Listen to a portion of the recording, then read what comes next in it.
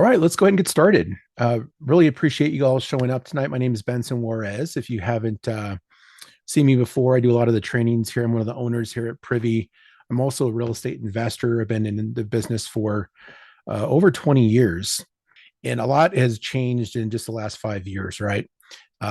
AI has really just blown our entire perception of what's possible in business, and especially in real estate. From my perspective, it's changed completely. But what I know about AI is it is a lot of smoke and mirrors. It's a lot of distractions, and people use it thinking they're being productive.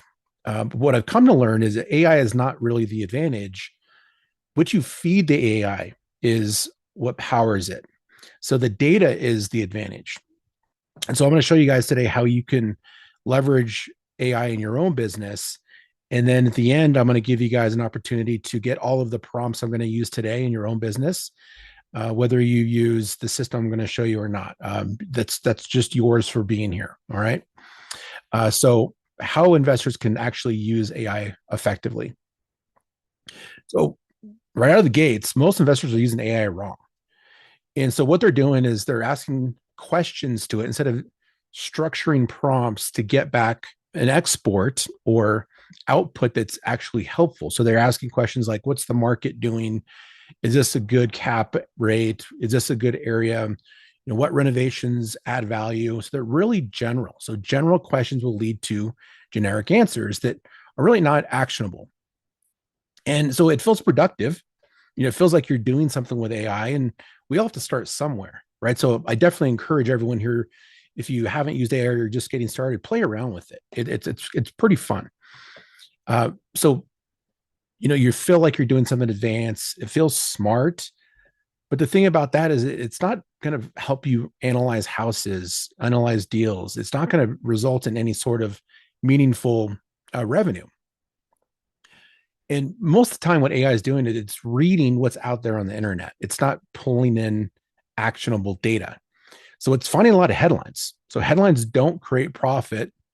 Data does. Comps do. Right. So that's what we're going to talk about today. So AI doesn't have direct MLS access. It doesn't track actual investor activity. So flip data, rental properties. It doesn't bring in together before and after data or comp logic in a useful way. So what AI does in these cases, and this is some of the biggest arguments about not using AI, is that it just guesses. AI, in my mind, is like it's like a little kid. Like it wants you to be happy, and it will give you, no matter what you put in there, it'll give you compliments and tell you you're doing a good job. And so in cases where there's gaps in the data, it guesses, right? And because it doesn't want to look like it doesn't know the answers. And so this is one of the things I think will be solved over time. But it's another larger argument for why you want a structured foundation of what you're going to be doing. So the most important thing here, I believe, is the investor activity data, because this is really going to help you understand what's happening on the ground. So what if you could see where investors are already winning, right? We want a winning playbook. We don't want to just create some sort of a strategy that's not based on anything that's realistic, that's happening on the ground in the markets you're actually investing in, right? That's where this is different, because we're going to be able to take real investment activity data and give it to AI and have it help us analyze it and extract actionable information that we can use. The key to this is follow the money. Don't follow the media and the headlines. All right. So we want to do investor activity based targeting. So let's jump in here and we'll get started on how we gather that data first to give to the AI so we can get some meaningful outputs. And if you're not familiar with Privy, maybe some of you have used it before. It's a real estate investment software that is designed to get access to investor activity level data, local markets. One of the biggest sources of our data comes directly from MLS. That's one of the things that makes us different from other sites that are out there and some of the other services. So we've got data contracts with MLSs, and it's over 130 markets right now.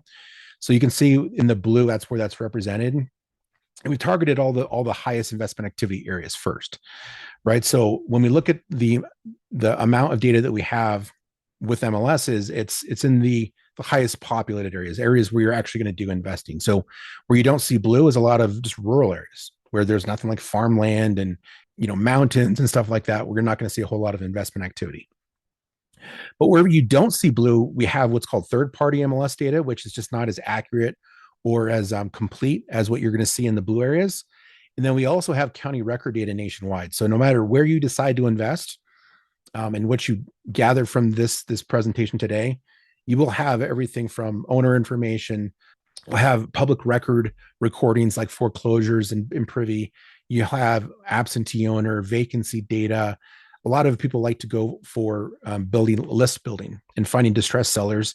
We've got multiple different ways where you can actually build lists inside of Privy too, because I'm just going to show you one way you can generate an opportunity to run through the AI, but you can run any property that you find through this AI model. I'm just going to show you how I use Privy to, number one, target the best area to source this data from, understand what an actual deal is, and then find an opportunity that I can run through the model. Right. So, but if you have leads coming in from other sources, that's fine too. Maybe you're getting from an agent or a wholesaler, or maybe you're a wholesaler and you're getting from lists, and all of those sources are fine. I just want to show you the structured model that I think will produce the best results, because where you look for deals is almost as important as every other lead generation that you do, whether you're going off market, on market. The area that you target is the most important, because this is a comparable driven business.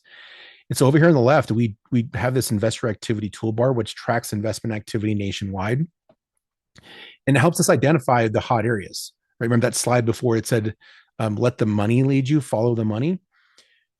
You literally can't define an accurate after repair value for a property that you're evaluating if you're not in an area where people are renovating homes, right? You can only determine an accurate ARV for a home if you have a house that was recently fixed and flipped that's similar to the house that you're evaluating.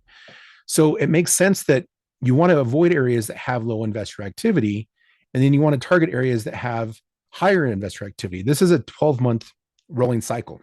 So this is all in the last 12 months. There's over 100,000 properties that match this criteria. And so you want to avoid areas like Dodge City in Kansas, Hays, Kansas. Those are areas you do not want to look in. But it's all compared to other markets, right? So like there's markets here in Wichita, which is not bad, way better than over here in Hays. But if I were to consider or compare it to a place like Kansas City, I would definitely choose Kansas City over Wichita, right? Because there's just way more activity. But if I drill down into Kansas City, it isn't just all of Kansas City that is an area you should look for deals. It's specific neighborhoods. So you want to go to where you have the highest numbers with the largest amount of activity happening. So if we drill down into Kansas City right here and look at some of these neighborhoods, we're going to see that looks like right in here is where the most activity is for what's going on in, say, this part of Kansas City. It was really interesting too, when I was looking at that map, that a lot of that activity that popped up was on the Missouri side, because Kansas City is actually, it's one city, but it's in two different states, and there was very little activity on the Kansas side and a lot more activity in the Missouri side. So the data really tells a story. And so if we get in a little bit closer here, once you get close enough, these clusters break up into individual properties. Then we can start to look at, well, what does a deal look like in this market? So let's get in and we'll just zero in on an area like this. And then we'll start to look at one of these opportunities. So we're not going to spend a ton of time doing this piece of the process, but one of the things I tell our users is go back and look at let's say the last 10 to 20 closed deals in a particular area, and you really start to get a sense of what a deal is, because a deal in Kansas City in the Missouri side isn't the same as what it is in the Kansas side. And it's not going to be the same thing as what a deal is in Dallas or Tampa or Philadelphia or Denver. And those local market differences is what pays the bills. So you can't use some universal formula, some universal approach to evaluate deals. You need to base it on what's happening on the ground today, not even what happened, 6 months ago. So Privy is pulling this report right here. It's called a live comparative market analysis. It's building a CMA for every single house in the United States. And this particular one happens to be one of the sold flips, but you can see that the property photos, get property remarks, the agent and office information, system automatically pulls comps for you. So comping is one of the biggest things that's going to bog you down when you're evaluating properties, because most of the time we're just running around to different sources and we're pulling, a sales comp from Redfin, then we're pulling one from some service we pay for, and then maybe our agent gives us one, and we never really have a complete picture. But Privy, what it does is it uses our comping algorithm and the same process I would use as an agent or an appraiser would use to pull comparables. It all happens in real time. So here's the real time comps. And then here's the before and after data on the flip itself. So they bought it for 46 grand. They sold it for $180,000. They got it at 26% of the ARV. Then we can see the photos, what kind of construction they did, what kind of materials they used. We can get design ideas. We can see timelines. So they bought it and it was under construction for 113 days, 77 days on market, and a total of 190 days from when they bought it to when they put the check in the bank. Below that is the public record section. So this is really valuable information to see who owns these properties, mortgage history. We can see things like interest rates in case you're doing something like subject to, or you're really interested in what are the going rates in a particular area. This looks like it at 6.77. The property history is really, really valuable because we can see things like who's involved in these transactions. So if you are, say, like an agent, and you're interested in trying to find investors that are flipping properties so you can represent them, this is where you can see the investment companies. So 356 Capital and Evergreen Properties partnered up on this deal. If you're a wholesaler, this is how you can build a buyer's list. You can literally export all of this data into a CSV file and build a buyer's list of people that are actually doing deals today.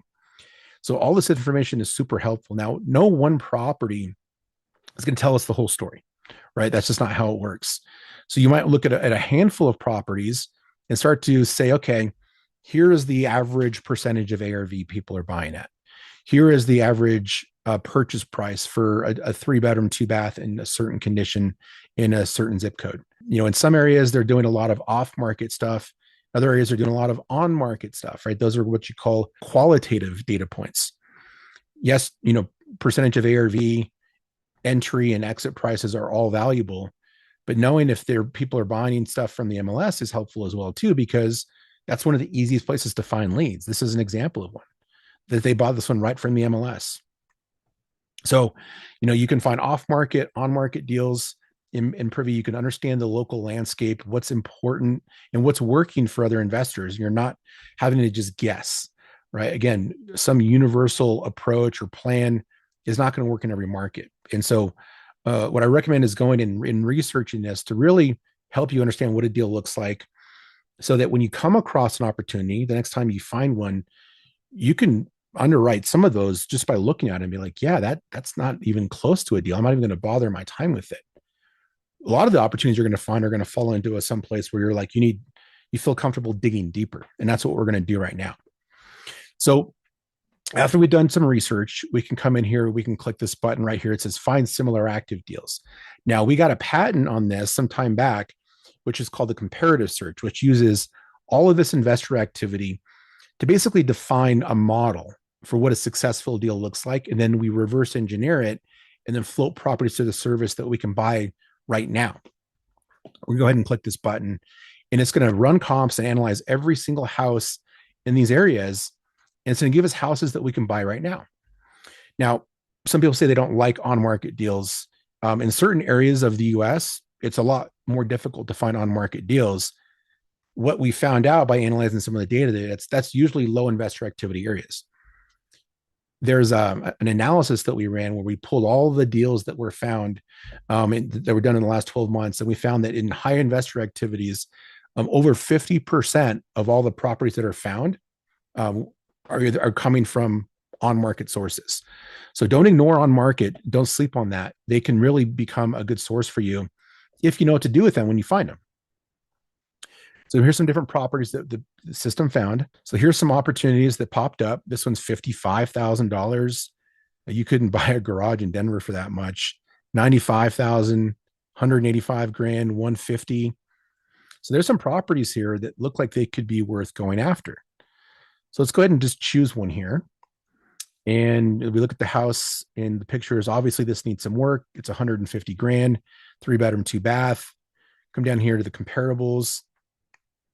And it looks like there's a couple properties here that sold, are signifying that this thing could be worth looking at. So let's just use this as an example, right? I didn't dig too deep in this, but I want to spend more time looking at the AI than we are looking at the data sources like Privy. But what you're going to find out is that AI by itself isn't that powerful unless you can feed it the proper data. And part of that data comes from this live CMA right here. Let's go ahead and use this property as a model. But before we do that, I want to get back into the slides here and talk about what AI really is. AI by itself, it's fun, right? You can have smart conversations with your friends. You can talk about it at a dinner party and you feel like you're doing some stuff, right? Where it really becomes powerful is when you have this investor grade level data that comes from Privy plus AI. It's going to help you make smarter decisions. What we feed AI is done through a series of what are called prompts. It's a description of what you expect the AI to give you on the output. It's fairly straightforward. You kind of have a conversation with it, but that conversation becomes a prompt. And some prompt, what people prompt is they just ask it questions. We're going to give it a framework, right? So a prompt is not a question, it's a framework. That's the way you get the best output. So in this particular case, we're going to force it to go step-by-step logic. It'll help us to basically separate the math from the emotion, right? We've all been in that situation where we're trying to make property work for us, right? We really need a deal. So we emotionally look for things that will help us make it a deal and ignore things that could be red flags that would cause us to get in a bad situation. The logic we're going to build into our prompt is going to challenge our assumptions. We're going to make sure it's looking at the risk. And then at the very end of the prompt, it's going to produce a decision that will help us say, yes, write an offer, or no, let's move on, or yeah, this one is good, but we need to get it for a certain price. I designed a prompt. Well, I designed 3 prompts actually, but I had them all separately. And it took me days to do all this, going back and forth with the AI to really nail what I wanted it to do. But then I realized, well, this is all separate. And I wanted all of these prompts to basically work together. So I created a way to stack these prompts in a logical way that takes it through the process of how I would analyze a property from A to Z from the very beginning. But it all starts with the property that comes from the data. You don't just talk to it and ask it questions. You want to give it this structured stack. And by the way, what I'm going to give you guys today, there's even some tweaks you could make to it to make it fit your style. I made it for 3 main strategies. I made it for fix and flip, rental properties, and then I have an option in there for wholesale too.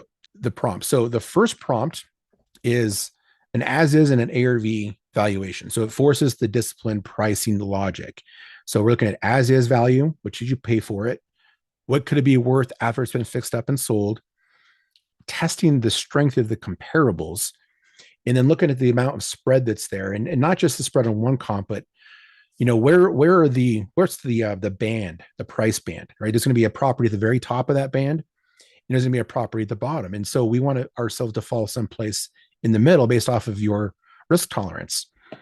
But that's all based off of the comping data support, and ultimately it's going to remove emotional offers, right? That's the whole point here.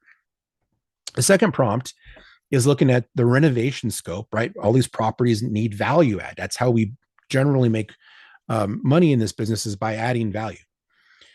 And then part of that is the maximum allowable offer engine. So I run some calculations in the background for it to help you define what you should offer in the property based off of what condition the property is in, or at least a range. What's your maximum allowable offer on that? And then what's the margin of safety there, right? So that's based off your risk tolerance. So the numbers are really important here. And I'm going to show you exactly how to gather that. And then finally, we want to take those first two prompts and then do essentially a risk audit. So we want to stress test the assumptions, and we want to make sure we're identifying areas where we may have underestimated the repairs, overestimated the after repair value. Look at the timelines, right? Like, how long are these deals taking in these particular areas? Are there any blind spots, right? Are red flags that are hidden that we can't see? Ultimately, the goal is finding the problems before they rear their ugly head and they find you. So here's the master prompt. You tell it things. It's so interesting how these prompts work. So I said you are analyzing a CMA exported from Privy. So your goal is to produce investor safe analysis by showing your logic, assumptions, and the math favor conservative, defensible conclusions over optimism. I'm telling it that you're a professional real estate investor, valuation analyst, and an acquisitions manager. So we're basically telling it to put the AI to put itself in the shoes of these professionals and how they would approach this problem that we're trying to do, which is to find good deals and avoid bad ones. So we're analyzing the CMA, and I've shown it all the stuff inside of Privy, so it knows what we're giving it. Here's the inputs. This is where you define your strategy, whether it's fix and flip, wholesale, rental properties. Oh, I will say here, I'm using ChatGPT. This exact same prompt could be given to your AI tool of choice. It could be given to Claude. You could give it to Grok. You could give it to Perplexity or some of these other models. This will work in any model that you're currently using. So I got some global rules here that are important. One of the things that I taught it was, if you remember, when we're looking at the fix and flips, all those properties that were flipped that we use to determine after repair value, I taught it that those are really important because, like I said earlier, you can't determine after repair value from an unrenovated home. And so it's taught to look at the comparables that where there's two transactions, where it was bought for a low price and then sold for a high price.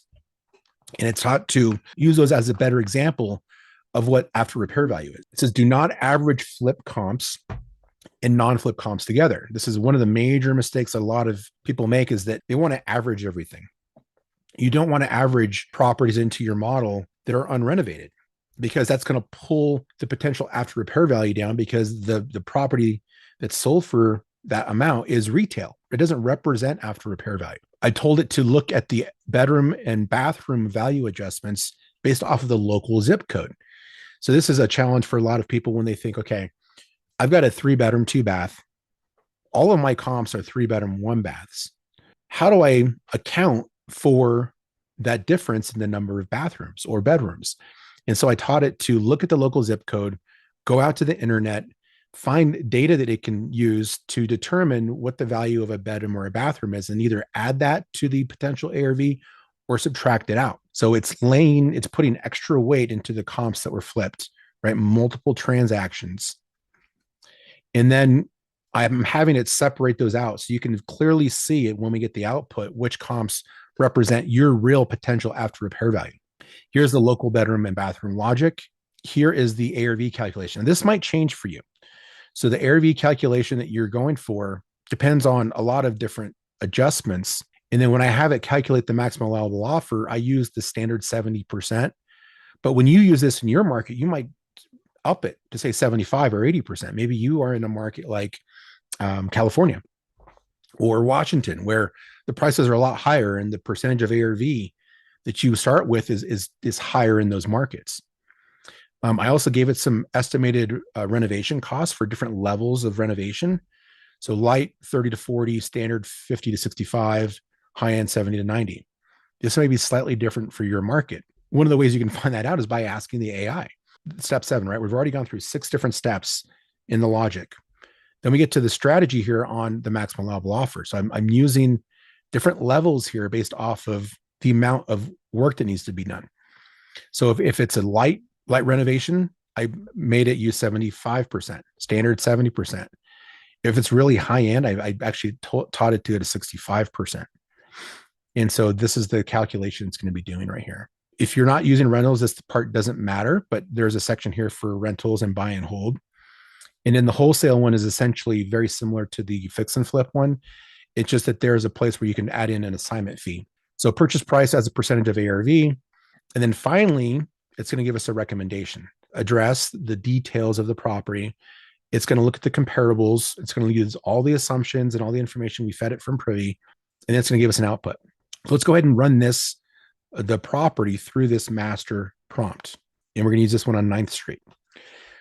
So I'm going to describe to you what I do with my fingers because you can't see my keyboard, right? So I'm first going to highlight everything that's right here. And I just copy it.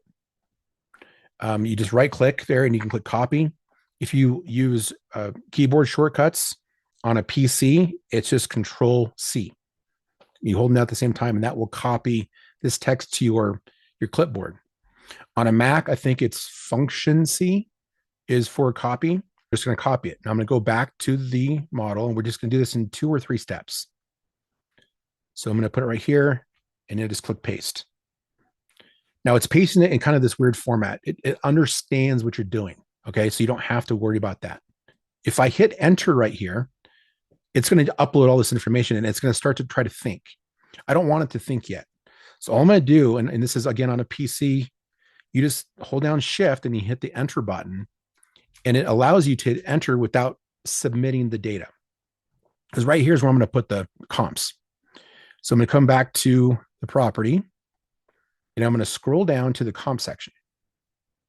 So scroll down to the comp section, and I'm going to start off with the sold comps first. I'm not using the investment comps. I'm going to start off with the sold comps.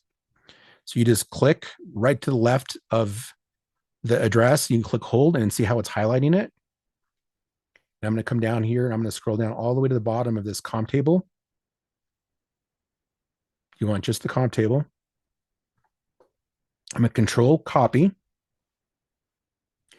I'm going back to the prompt, and I'm just going to type sold comps. Shift enter, just a couple spaces, and I'm going to click paste. On a PC, it's Control V. Okay. You can probably also do a right click and then just click the paste button right here. And that would also allow you to paste it. So it's just pasting all this in the kind of, again, this weird format, but again, it understands this. I'm going to go back here to the comparables. And there's some other comparables that we don't have any under contract or pending comps on this particular house, but we have active comps. So let's go ahead and click active. And then one of these properties was flipped. So this is valuable to show it. So I'm going to click here and then to scroll down, Control copy, back to the prompt, shift enter, active comps, enter again, shift, paste, Control V. And that's all you got to do. And I'm just going to hit the enter button without the shift button being holded. And now it's entering all this information into the model. And look how fast it starts to think, right? It's almost immediate. So here's the subject property. No strategy was selected. So I will run a flip analysis first. And it's going to show us the light, standard, and high-end renovation. So first is the identifying the comp types. So renovated comps, right? It's floating into the surface. Multiple transactions observed. So this property on Charlotte Street was purchased for $195, sold for $349. This right here, this high price becomes our high-end anchor. True high-end flip comp use a ceiling signal, right? It's telling us what we're not going to go over. This one here was purchased for $88, sold for $205. Solid renovated flip comp. This one right here, $38, $200K. This one here, likely flip in progress, right? This is an active one, right? Think it's already thinking like we're thinking, right? We told it to be a professional. Not closed, treat as soft ceiling indicator only, right? Because this one is an active property that has a purchase price and a list price. So it knows that that house hasn't closed yet. And so it's not going to put a lot of weight on this one. These are non-flip single sale comps, which are going to help us to identify retail, right? What are other people buying properties that are in a similar condition? This one that's for sale right now, right? Step 2, local bedroom and bathroom value logic. And it's using the zip code from the subject property. Submarket clearly rewards garage, 2+ bathrooms, updated mid-century ranch products, right? So our property is in a better position because it has these things. Bedroom adjustment, 2 to 3 beds. And this is really cool. I like how it does this. It notices that there's a bigger jump in value from 2 to 3 than there is from 3 to 4 bedrooms. So when you go to from 2 to 3, it's a jump in $10,000 to $15,000. But it's not proportionate, right? So just because we have 4 doesn't mean we're going to do 10 to 15 again. It's saying that there's diminishing returns when you go from 3 to 4. And that's really great to know. I have never thought about that way. Every time I've done adjustments just from doing like broker price opinions as a real estate agent or evaluating properties as an investor. I just apply the exact same value. It notices a difference in this market. That's really cool. Bathroom adjustment, similar thing, 1 to 2, 18 to 30, 2 to 3, 10 to 20. So it's noticing that the bathrooms in this area are more valuable than a bedroom. In this area, bath count matters significantly. Subject already has a 3-2 with a 2-car garage, which is strong, right? So it's identifying opportunities here, not just red flags that will hurt us. So now it's going to look at the adjusted ARV calculation. So it looks at the comps that give us the ceiling and then the other fixed and flip comparables based off of the subject, and it's making the adjustments. So size advantage. So there's a 130-foot difference there. No bed bath penalty for this particular comparable because it's the same as our subject. Adjusted ARV indicator 213 to 217,000. Now remember, the prop we can buy this one for 150, right? And when we look at the sold comps, we have this one that went for 205. Now again, this is just one example, right? Any property that you want to run through the model, you can. High-end ceiling, right? Remember that one that is, it looks like it may be an outlier. It's still weighing it in. So 349 resale. This is clearly not typical for this block tier, right? So it's recognizing that something was done to this property that was special. Now, instead of me seeing that as a red flag, which it could be, it's also an opportunity, right? Because if I can just renovate my house to look like the one on Charlotte, then I'm going to get close to 349. So there's a possibility that they used higher end materials. They added, they did a granite. Maybe they put, better appliances in the house. Maybe instead of just doing like a standard renovation, they did some other really cool stuff that we could emulate, right? So don't ignore these as just as an outlier and then some idiot paid for this. This could be the new trend, right? And then once you have a trend and then another one happens, then that starts to really push values up. So they are doing some adjustments here because of the valuation. So they're bringing it down a little bit because I told it in the prompt to be conservative. So the ARV cluster in the middle there is 210 to 220. The ARV ceiling really being really optimistic with some high-end retail finishes, strong staging, and then obviously like buyer demand in that area, you might be able to push it up here. So ceiling requires high end, right? So it's telling you what to consider, right? Remember the 3 steps. The very last step in this analysis is to pressure test the comparables and be realistic with us. Help us to make this decision, not just say like, here's a number. It's identifying areas where we can look at properties and say, okay, this one is risky, but it's a really good deal. And that one comp that went for 385, I want to do what they did. I'm willing to take the risk, right? But you're going into it with your eyes wide open. As is value analysis. I was looking at some other properties that recently sold, and it's telling you the range that you should buy it at. So 140 to 170. So rehab cost model, again, it's taking it from light, standard, and high end, and then your flip strategy. And it's telling you what your maximum allowable offer range is, depending off if it's a light rehab or high-end rehab. So if you go really high-end, you can see here it's really pushing down the purchase price we need to get it at. So a lot of that has to do with what condition the house is actually in, right? It doesn't know if it's destroyed inside. It doesn't know if it's grandma's house.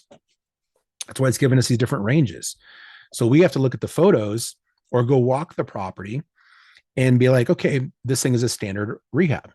Maybe it's just grandma's house. It's been very well taken care of. It just nothing's been done to it since 1950. And it's telling us the final recommendation, right? This is where the rubber meets the road. So investor safe position. If it's a light rehab, it's grandma's house, then we want to get it for 125. So we're looking for a discount here. So at 125, that's where we would want to be. Standard rehab, we got to get it even cheaper. And at the high end, it's not even viable. So it's telling you, don't even waste your time going in if it's a high-end renovation, because it's not even worth submitting the offer. You're not even going to get a response. So bottom line, If you have to pay 150 for it, pass. But if you can get it below 120 or 125,000, then that is potentially a deal for you. And so if you can get the value up to a certain amount, then it's saying if you get it below 120, then this is a potential deal. Right. So this is one example on a property that we ran. And I'm talking the whole time we're looking at it, but just imagine how quickly you could do this. You just pull up the Privy CMA, you put in the property address, you put the comps in there, and this is the level of analyzation it's doing. It's digging really, really deep. You can really get into the weeds with this, but the goal of today was to show you how people are using AI improperly, how you can really level up what you're doing with AI by giving it the proper data, right? Investor grade data that you get from Privy, and then really get to the decision making point. Am I going to say yes or no to this? And at what price am I going to say yes or no to this?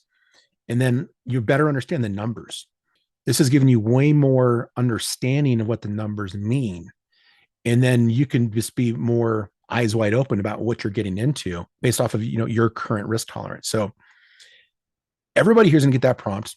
I'm going to email it to you guys, but I want to show you how you can actually get Privy so you can do this the same way. And we'll do more training like this if you decide to work with us.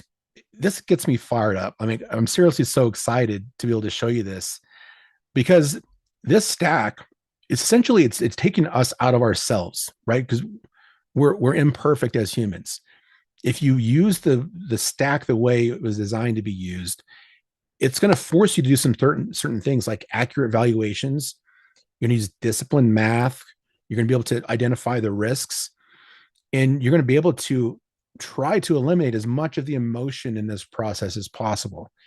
And I want to move you from just using AI to underwriting with AI, right? Not just asking it general questions to getting, general answers. We want very specific answers based off of the deals we're looking at.